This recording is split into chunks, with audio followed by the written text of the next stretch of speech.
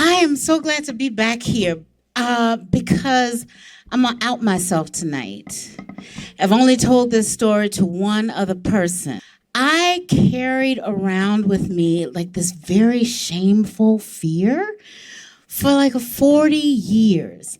And it didn't come out outside of me until a friend of mine said to me at brunch one day, she was like, "You're right, 'cause you guzzling Merlot and it's like noon. And you ordered enough food for like 3 people."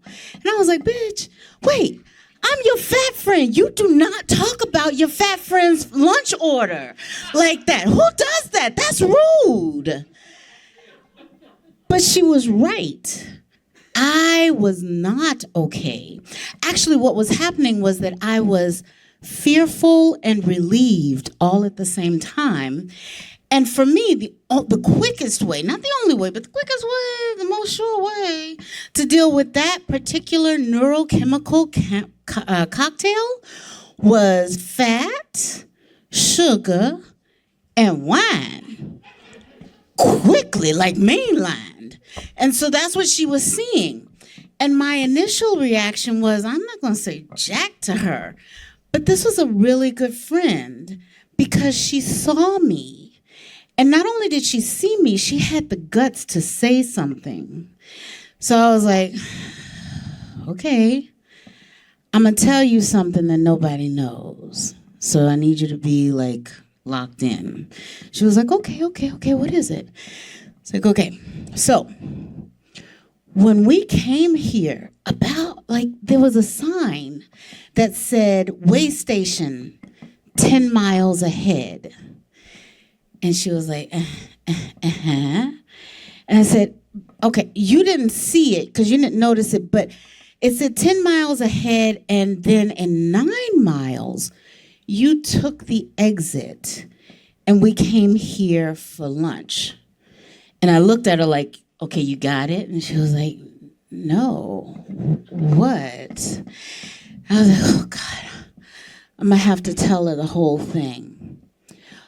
Okay, so until I was 12, I loved road trips because, it was the adventure of being with family. You're going someplace new. And who am I kidding? It was actually because on road trips, you had snacks on snacks on snacks on snacks on snacks, like Ho-Hos and Funyuns and Twinkies. And did anybody else, is this just a black thing? Did anybody else's mom like wrap up cans of pop in aluminum foil and then freeze it?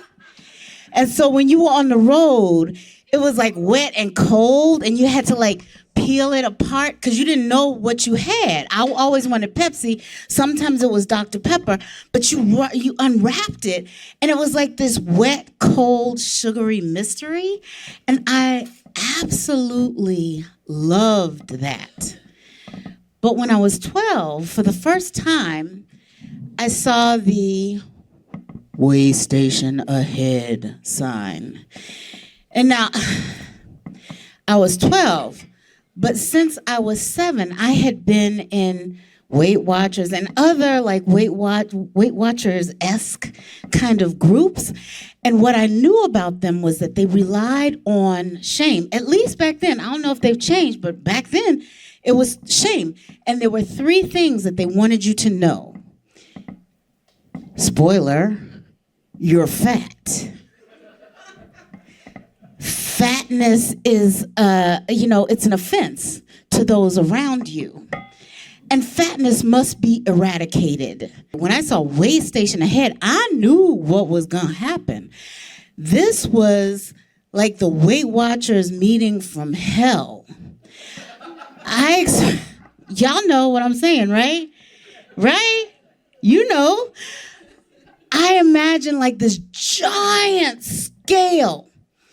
And then there was this always white woman who had always been thin, or worse, who was newly thin. And she would look at the scale and she would make a determination. Did you pass or did you fail? Well, you all know the signs. You've seen the shards of rubber on the road that are like, that had to have been somebody too heavy in a car, and they went over a bump in the road, and the tire was like, fuck it. No! You saw the old cars, and it was always an Impala, like with that long back that leaned to the bottom, and when it would go over a bump, it would be like, skeet, skeet, and you would see some sparks flying. And then there was always somewhere on the trip a big man in a wife beater fanning the roof of a car that was smoking. And I was like, oh, that's what happened. The car was like, no, we can't do this no more.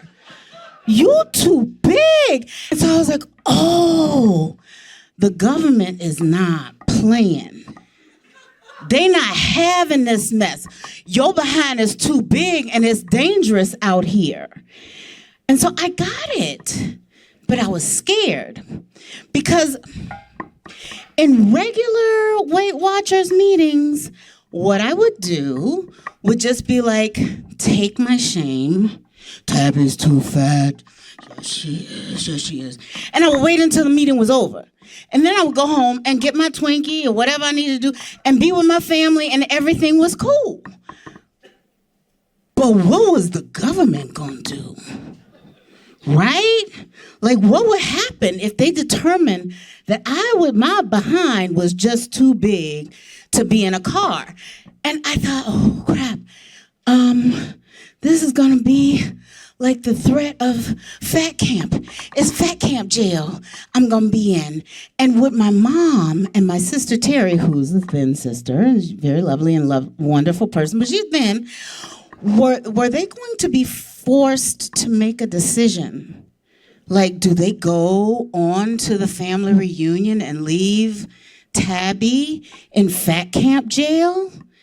And I knew, like my mama and my sister were never gonna leave me nowhere. But how are they gonna get my big behind out of fat camp jail? And if they figured out how to do it, what was gonna be the consequence of getting me out of fat camp jail? None of those options was good. And so it terrified me into silence. What had earlier been Tabbie joking and singing along with the radio just sounded like, because I was chewing potato chips trying to figure out, how do I calm myself and how do I figure this out? And I was like, okay, maybe I could sneak past the big scale. Maybe there was a way, maybe there was some woods somewhere. Or maybe I could run. And I was like, girl, you know you can't run. I mean, I wasn't like that. I could run, but I couldn't run like I would have needed to run to get past the big scale.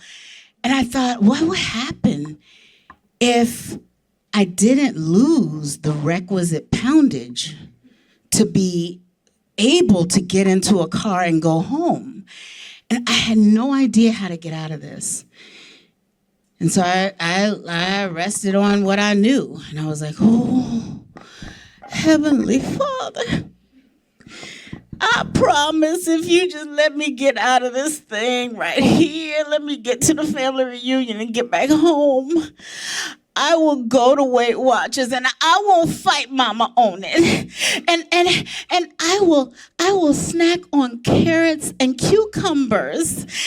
And after school, instead of watching Gilligan's Island, I will do exercise. I swear it. And I lied to you not. As soon as I opened my eyes from that prayer, there was a sign that said, "Way station closed." And I was like, oh! Oh! Jesus is a real! Satan is a liar! We got this thing! And I have never, ever, ever seen a way station that was open. And And I told that to my friend. And when it was out, I didn't know if I should laugh or cry because I wanted to do both. I didn't realize how weighty, no pun intended unless you get it, the fear that the government telling me your ass is too big was and what it did to me. And I just sat there. And my lovely friend, she's so great, she reached across the table and she held my hand and she was like, but Tabbie, you know that the weigh station is about trucks, right? They're not talking about your big ass. They're talking about the trucks. And I was like, yeah, trucks. I get it. I know. I know that's what they say. But what if, right? And to this day, there's that piece in my brain that's like, what if? The weigh station sign scares the mess out of me. So if you see me out someplace and I got fried chicken and fried grits and some key lime pie and a big old thing of red wine, hold your glass up, hold them up with me. Weigh station closed. Thank you.